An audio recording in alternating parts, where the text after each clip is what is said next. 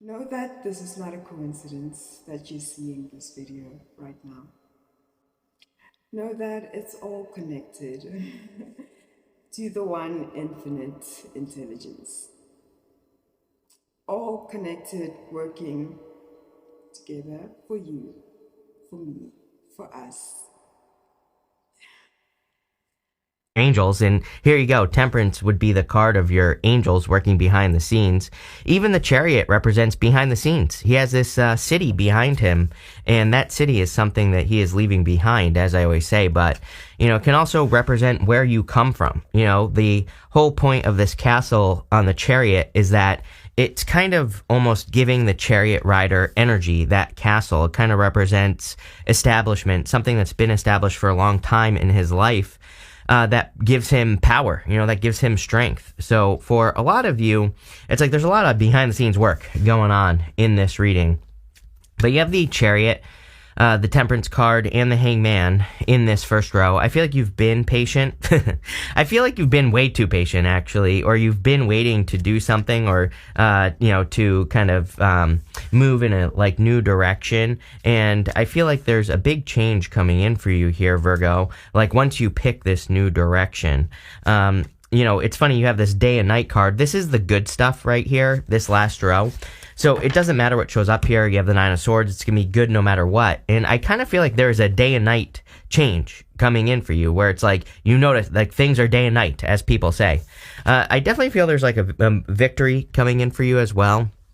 A lot of these victories are coming from your past, is kind of like what I'm getting. And I'm not talking about revisiting the past here. I'm talking about, it's like you could be seeing the lessons that you had to learn, and that could actually be a victory. It looks like you are kind of gaining your power with the Empress here. You have the Empress and the Star, which would definitely be like some sort of glow up in your life. You do have the Five of Swords here, and there's one thing that I will say to you, and that is that we have Mars in Cancer. And for Pisces, Mars in Cancer is kind of about taking a risk, but you are the opposite of Pisces, obviously, Virgo. But I always say that you two are very similar. So if there's like a risk that you want to take that has to do with exposing yourself, we're not talking about literally exposing yourself. Obviously, don't get arrested. I feel like I shouldn't have to explain this, but apparently I do. And what I would say here with the Star card is that this could be like the fear of being wrong, the fear of people criticizing you for your ideas, the fear of becoming successful. You literally have this fear of success card here. In the next row, we're going to talk about that. And so like the cards are matching up very nicely here. You have the Hangman.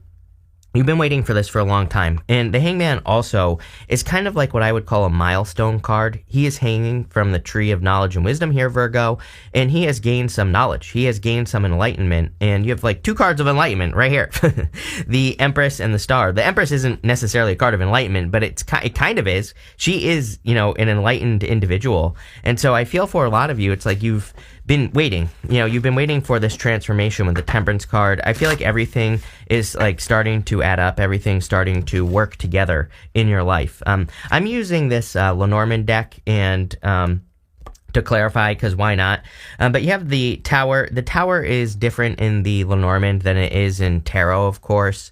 It can represent like the ego, or kind of standing up for yourself as well. And I kind of feel that energy here with this card. It's kind of like more about standing up for yourself, or even the Empress and the Star could be like a card, could represent like standing out, making yourself unique.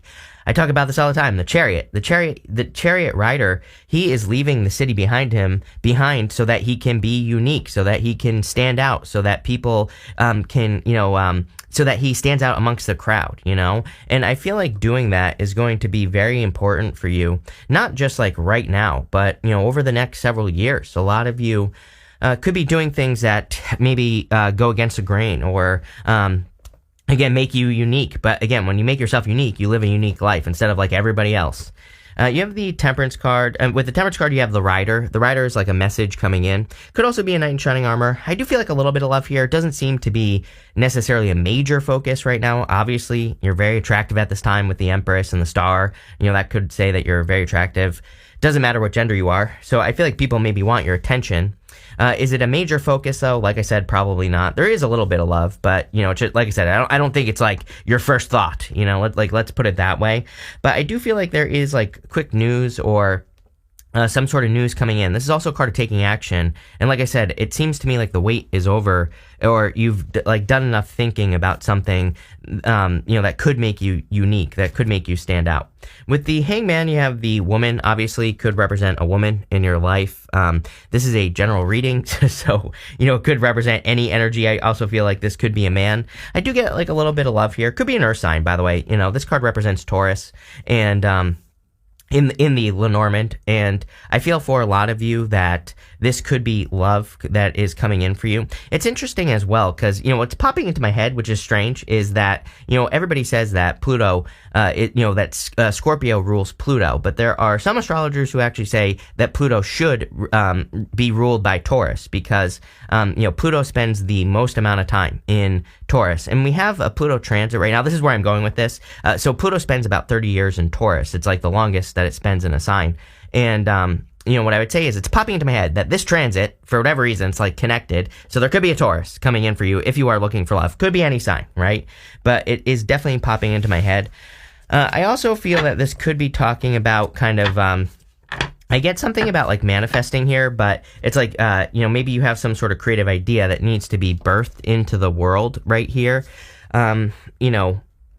You have the woman, you have the Empress. The Empress is all about birth, but I kind of feel like some of you, it's more talking about like birthing a new idea. And maybe you need to, there is a way to read the tarot where the Emperor and the Empress, it just represents masculine, feminine, and the Empress is about balancing out. Like sometimes I think when the Empress comes up, it's like, oh, whoever I'm reading for needs to balance out their feminine energy, but it could just say that you need to be more creative, or that you need to add some creativity to something you're working on. It's definitely popping into my head. Here in the unexpected, you have this, or what you don't see coming, you have this card that says, fear of success. It says, be patient with yourself. There is a little bit of patience here. I don't like patience. I don't like that word either. So I get it. And it says, be patient with yourself as you unravel the fear and work through the uncomfortable phase of pushing yourself towards your goals and reconstruct it with more positivity and expectations. So, I feel for a lot of you, there is success, or there could be a little bit of a fear of success. But again, I don't know if it's a fear of success or more, like I was saying, the fear of exposure. The fear that you could be.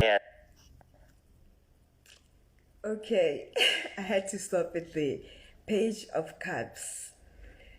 Whew. So this came up. This is part of another interesting and fun little Easter egg for my day. Okay, so back to the story about. So then I start getting excited that, okay, I obviously planned this for myself, and I planned it so well that I have to go out and see what I planted, out there. So fine, I leave. I take my I leave. I take my phone. I take my external, devices that I want to charge.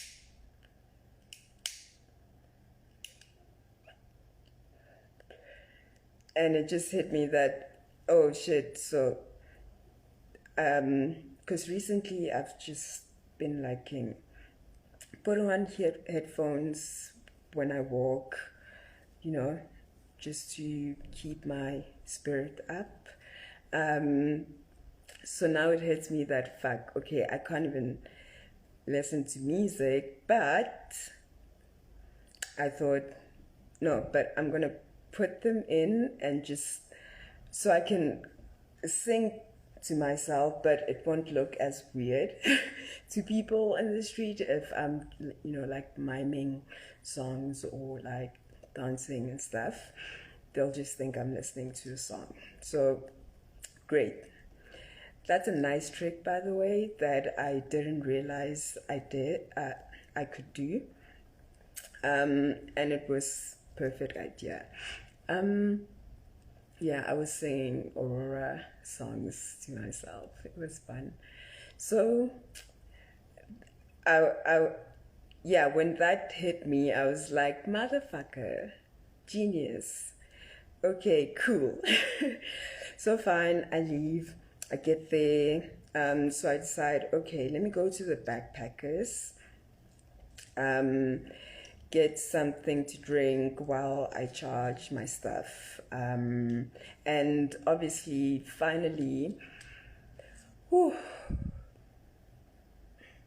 I could afford to do that. I could finally afford to buy tea at backpackers and ask them to charge my device. So again, thank you everyone who has showed up, and like, because I mean, a lot of the readings have been talking about celebration, and I'm like, fuck, well, not really. I mean, I feel like I celebrate all the time here at home, just in my little ways. And so it kind of got a bit annoying when that word kept on coming up, because it made it seem like this is something that will have to happen outside, and like, and I'm thinking, I don't have money for that, so that's not gonna happen. So anyway, thank you to anyone who has sent some help my way. And I did pay it forward, by the way. We'll continue doing so. So yes, so I get there, and I was feeling very indulgent. I asked, do you guys have chai latte? They're like, no. Okay, so I said, oh, and rooibos, I love rooibos. And I'm like, can you add some milk and cinnamon? And I'm now start having all these ideas for the indulgence, and they're like, no. Like, okay, that's fine. Anyway,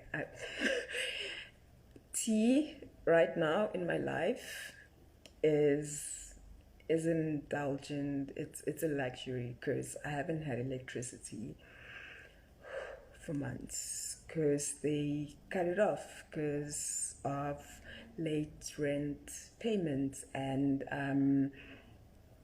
that would be fine, except it's illegal, especially if especially because there are, you know, ways, there are what do they call it? There are legal processes that have to be followed for things like this, right? So like, sure, I mean, it's not like I'm not paying rent because I don't want to, I can't afford to, but it's also illegal for any landlord to cut off your electricity or lock you out without giving you like an official notice, 30-day notice of like action that will be taken because you haven't paid rent. That's actually a story for another video. It's an important public service announcement. Look out for it. Anyway, so tea has been a luxury, and like, I am a tea junkie. Like, that's, you know, in my best times, best self, that is my water after water. So anyway, so fine, and in my head I'm thinking, okay, so let's see what happens here. I don't think anything's gonna happen. This place, I mean, it's the same place I've been to the past, I don't know how long, and it just hasn't surprised me. So whatever. So I meet, I join a table of people, and at first, you know, I'm just observing the conversations, just being zen and like, you know, temperance, just like calmly observing and like seeing the world through the eyes of a child, no judgment or no negative judgment, just like, taking it all in, seeing the best of all of it, right? And looking for signs, right? So, so now there comes a point in the table conversation with strangers, as it always is there. That's why I love going there. And this was at a point where I was ready to go home, because I'm like, okay, it doesn't seem like nothing much is gonna happen here. Let me go check on my phone. So right before that, one of the people I was chatting with loosely, he says, oh yeah, I've been thinking I want to perform here. I want to, I don't know, organize like a performance here, wada wada. So, I'm curious, and I'm like, okay, that's one exciting thing that's coming out of this, another artist. Yeah. So I'm like, perform? What do you mean, music? And he says, yeah, I play guitar. And I'm like, oh my God. Inside. At this point, it's the screaming is inside, because to me, I'm like, oh my God, yes. These things are getting exciting. I love talking to other artists about their craft, especially musicians, and especially, obviously, my first, I don't know if it's a first love, but I love guitar music. And so now, just that told me, okay, you need to ask more questions. This is the time to uncover if this is what you came here for, right? So then, like music, I'm like, oh, that's amazing. And then, so the other person asks for who, which band, what, and he says, Stimela. Whew, the chills that came over my body. I mean, I've always thought I'm not the starstruck kind of person. Like, nah. But like that moment, I just screamed, like seeing the world through the eyes of a child. Yeah, I was just so excited. I even had to be like, okay, calm your shit. It was so like,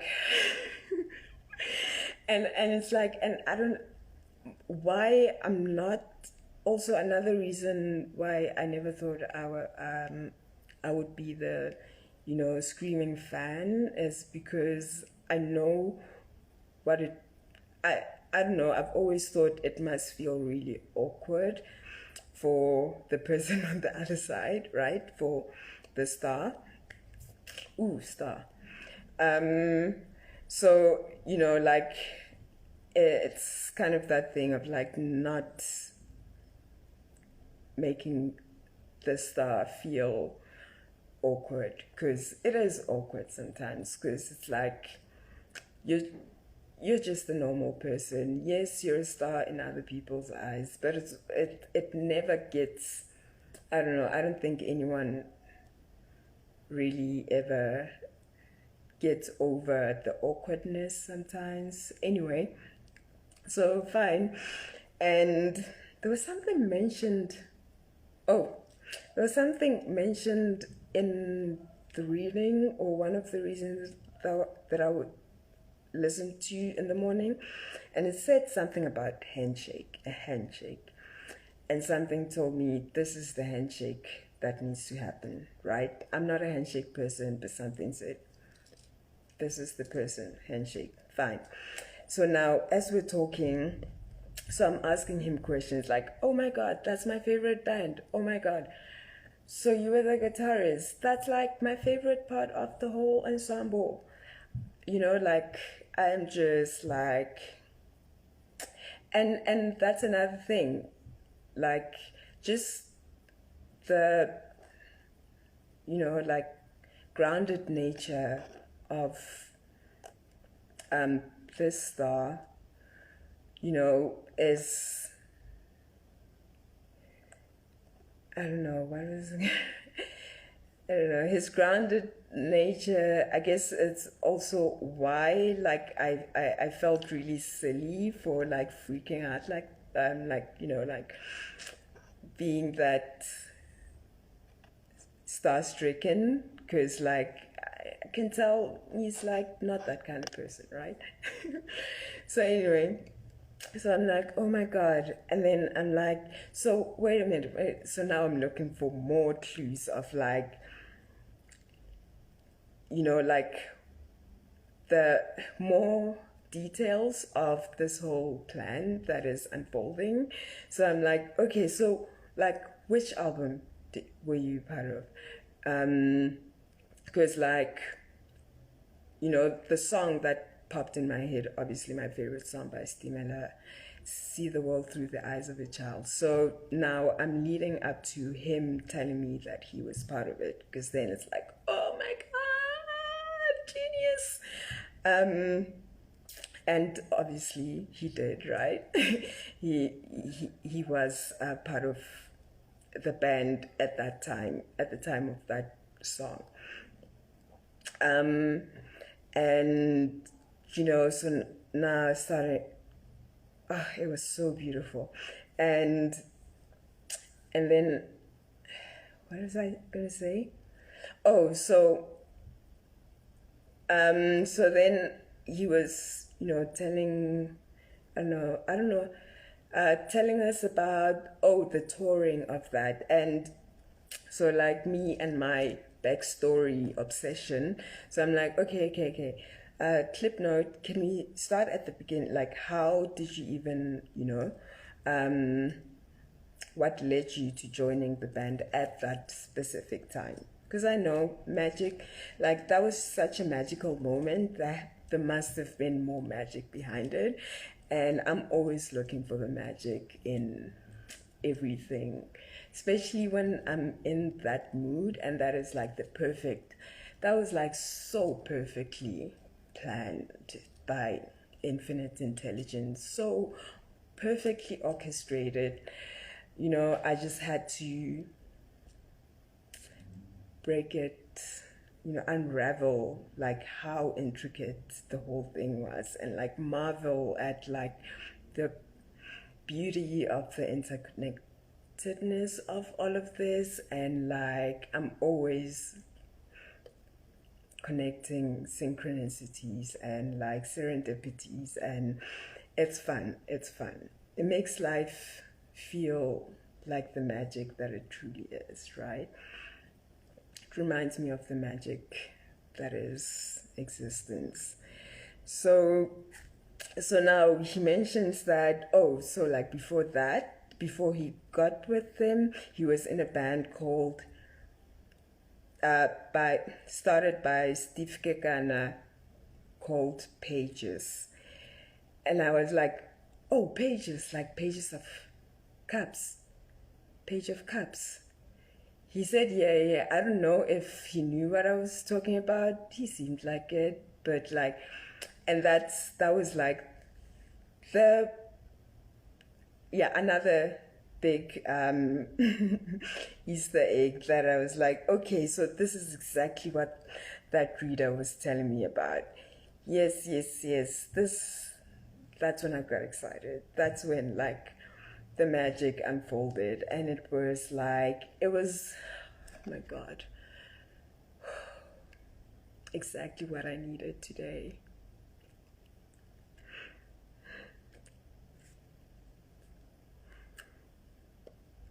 It was exactly what I needed today. The song, See the World Through the Eyes of a Child, that's exactly what needed to happen today. and oh my god, and it's like so many memories, and also like, you know, like meeting another master creator, and like it was very exciting.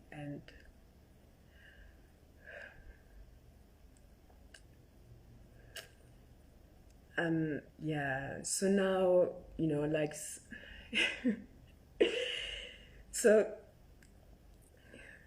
yeah, and like the stories that he told, that also was such a gem, such a magical gift and treasure to find, because like I've been wanting to do a podcast or interview kind of thing, and like so those ideas started resurfacing, and like I'm like, yes, this is the perfect person to like have a conversation with, and like, you know, like pursue that thing that I wanted to do. And here is like the A-list person to start this with, you know, like, and the story that he told about the whole situation with Stimela, that also was like a high magic like situation, like, so it's like, whoo, it's just levels and levels and levels of intrigue, and like of um of genius, of like, oof. So yeah, I'm gonna stop this here so that my battery lasts for the rest of the night, and maybe I can edit this and post it as soon as possible. I'm not gonna finish the video because now yeah. Whew. But like, wow, like this, so like this band, I grew up here, I wouldn't say listening to it, but hearing it at home. My mom, it's, you know, from the 80s, and my mom, you know, would play it, and like, it's just always gives me this sense, this feeling of home. And I guess it's like, I'm finally home. And even though at the same time it's like, you know, it was my mom who gifted me the song, right? Like her playing it, and me eventually at the right age, you know, like truly coming to appreciate Stimela's music, and like truly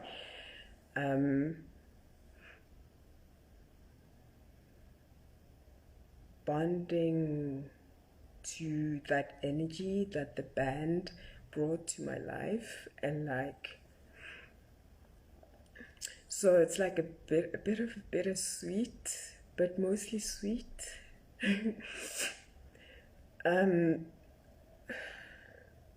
Occurrence, like a symbol for this time of my life, because like I'm not, yeah, I'll say I lost my mom and she's alive, but like, you know, to think of how the death of my past self, and like, you know, this moment happening could have only happened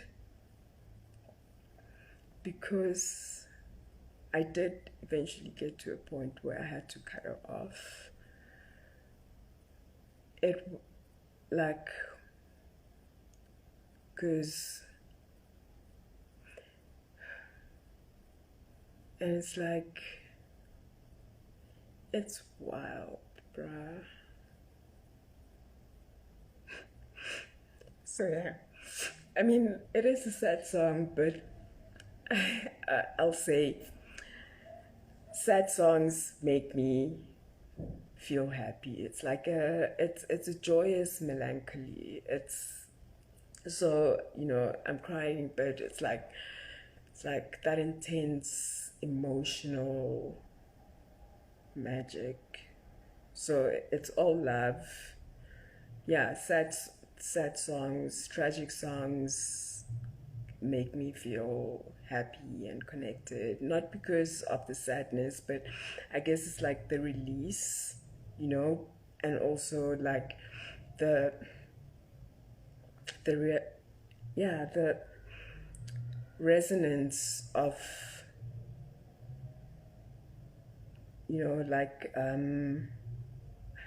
it just resonates with the sadness, I guess, the emotions that I go through at my darkest times, and that resonating effect like makes me feel like I'm not alone, right? Like I'm home, like someone else gets it.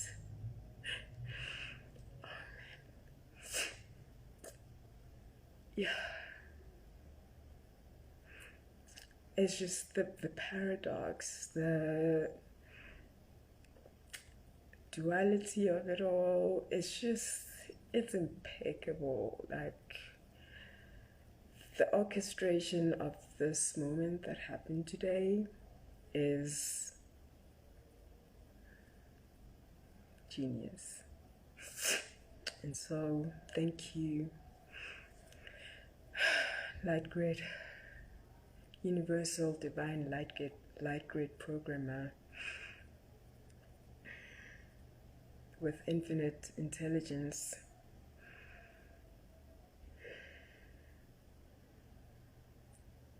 Thank you for abundance. Thank you for the magic. Thank you for bringing me back home.